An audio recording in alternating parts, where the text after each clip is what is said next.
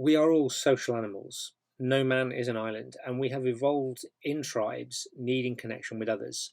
And whether you're an introvert or an extrovert, for someone to declare that they don't need people makes no more sense than somebody with a small appetite saying that they don't need food. One of the consequences of the COVID-19 pandemic is that we have unwittingly and at high speed carried out a global experiment on ourselves, looking at what happens when we're no longer able to connect, at least not physically and face to face, with other people. And the results have been sadly both predictable and in some cases catastrophic as well. Even though it's good to be able to connect on the video platform of your choice, the reality is that our brains know the difference between virtual and face to face interaction. And it is quite easy to be judgmental about those who've obviously flouted the rules, throwing beach parties or New Year's Eve parties. And don't get me wrong, I'm one of the first to make those judgments usually. But we should also just consider the fact that it does reflect a deep drive, a deep human drive to connect with others. Let's talk about loneliness.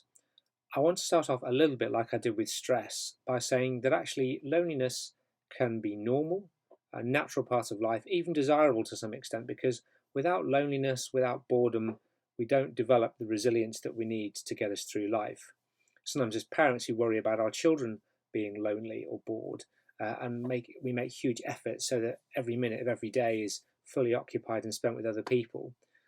And in fact that itself can create its own problems. But the fact is that too much of anything is bad for you, and loneliness is no exception. It can be hard to admit that you're feeling lonely, of course, which can be one of the difficulties because people don't talk about it. It is recognised as a risk factor for disease and early death.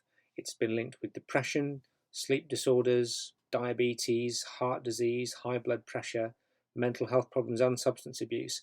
And in fact, it's thought that it may be worse for us than obesity or physical inactivity, resulting in an increase of premature death by as much as 25%. One of the problems can be that loneliness isn't always recognised.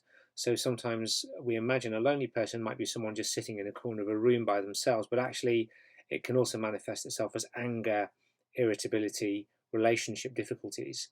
The key thing in all of this, though, is that good relationships and developing those relationships is protective. So here are my tips for building strong connections.